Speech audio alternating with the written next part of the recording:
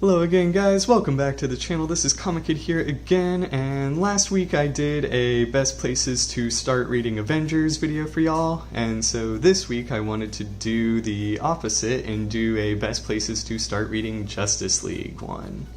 Like with the Avengers one, it features a bit more modern stories, but some of them are a bit older. It does help that DC rebooted a bit more often, and so there are a few more good places to jump in with a lot of their comics, at least in my opinion. But like with the Avengers one, it's not necessarily a best Justice League stories of all time, it's more so for new readers to jump into the team if they're interested. And especially with the Snyder Cut coming out soon, people are definitely going to compare it to not only Whedon's version, but the comic books as well. And so here are some good comics that the Snyder Cut could probably pull from. Now, on a more obvious note, there's the New 52 Justice League Volume 1 by Jeff Johns with art by Jim Lee. Now, this one is a popular one for newer readers to start, and it's definitely not bad. But in my opinion, there are definitely some stronger Justice League stories out there. Now, a lot of people weren't fans of the New 52 in general because of some differences in characters' personalities and key differences in costumes, and you definitely kind of see that in this, especially in regards to Superman and Green Lantern. Again, it's not bad by any means, but I did feel as though a few characters were acting a little out of character. But this one focuses on Darkseid's invasion, and the League has to come together for the first time in order to stop it. In all honesty, I feel as though it's paced both well in the sense that it doesn't just suddenly throw the team together, but it also has a pacing issue of its own, just in how the story itself plays out. So there are definitely some strengths and weaknesses to this book overall, and overall I'd say there are better places to start. But especially if you like the current lineup of the team, and if you're looking for a much more modern version of the Justice League's origin, then that'll definitely be a good one for you.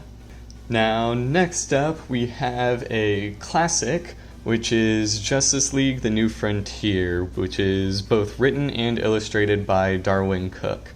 Now, this one is not the same as the main series that you'll find elsewhere, but it's definitely one of the stronger Justice League stories out there. And it's really not even a Justice League story, it's more of a celebration of DC overall.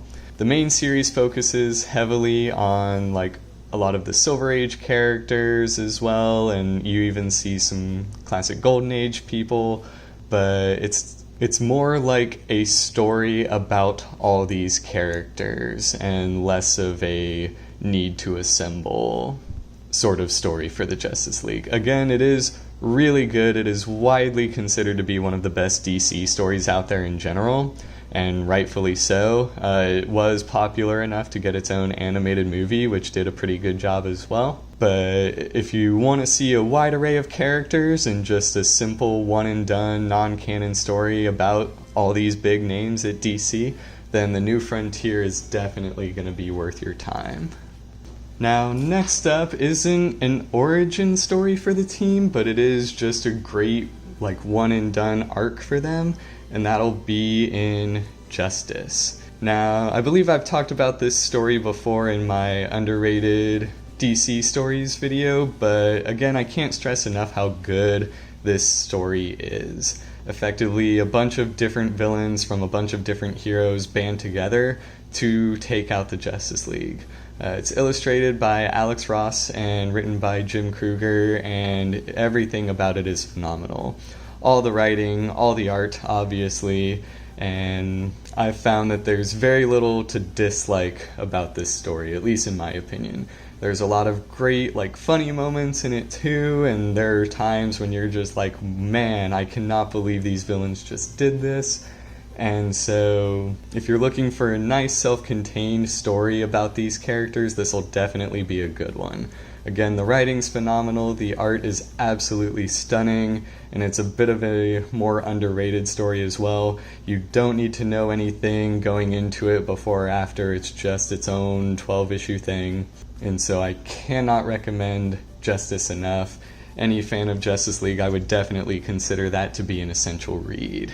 Again, it's not an origin story for the team, but you really don't need to know much about them in order to read it as well. And next up, we're gonna have Justice League of America. This is the 0 issue to Brad Meltzer's run, and it officially kicks off with the Tornado's Path storyline. Essentially, after the events of Infinite Crisis, the League is kind of in shambles. They've been disassembled, sort of like the Avengers were in my last video. And Batman, Superman, and Wonder Woman are rebuilding the League. Now, obviously all this other stuff is happening behind the scenes, but what I really like about this one is it does give some smaller tier characters the spotlight as well. Red Tornado, Vixen, even Geoforce are part of this first arc, and it does a great job of not only giving them the spotlight, but also making the team feel as though they're part of the rest of the universe. For the most part, it's a pretty consistent lineup, at least for the first 2 arcs, but the team definitely grows and evolves over time. Brad Meltzer only wrote the first 2, if I'm not mistaken, which would be Tornado's Path and the Lightning Saga, and then eventually it kind of transitioned from there. But it is sort of a re-origin story for the team.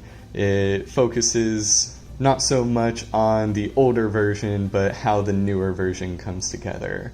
And Meltzer is normally a novelist, and so you definitely see a lot of his themes from those types of books in here, and it's definitely more of like a mature story, not in the sense that it's like graphic or vulgar, but in the sense of the themes that it deals with. But again, it's got great art, really strong writing, and is just a great way to start the team off, especially for a bit more modern of a Justice League origin story as well. Now, last but not least is none other than Grant Morrison's run on JLA. This has definitely been one of the more popular iterations of the team, even though it did kind of change over the years as well. But it's got Mullet Superman, Kyle Rayner's Green Lantern, and Aquaman with his famous harpoon hand, as well as the other big names of the team as well. Now, Morrison did start with this. He wrote it for quite a few arcs. I want to say up to like 4 or 5 or so, maybe even 6. And everything he wrote was pretty strong. Honestly, in my opinion, the first arc is the weakest. Again, it's not at all bad, and it's definitely a good place to start reading the Justice League, but as you go further and further into the run, you get to storylines like Rock of Ages, World War III, and Tower of Babel especially, and even if they're not written by Morrison, the rest of this run is just absolutely stellar. One of the things it does really well is focus on like smaller character moments, and so sometimes you'll spend an entire arc with a character, and other times you'll just get small little really nice personal moments with them as well. This is also one of the longest running Justice League series, and so if you like one, you can keep reading and reading and reading. And so between all the characters featured in it, all the great moments, and the great storylines in general, I would definitely say that Grant Morrison's JLA is my #1 place to start reading Justice League. Especially if you finish his entire run, then you'll really have a good feel of the team, as well as like a good chunk of DC history in general all right there. But that is everything we have for you guys today. Thank y'all so much for watching. Let me know what kind of videos you'd like to see in the future. Feel free to click like and subscribe, and I will see you guys again real soon.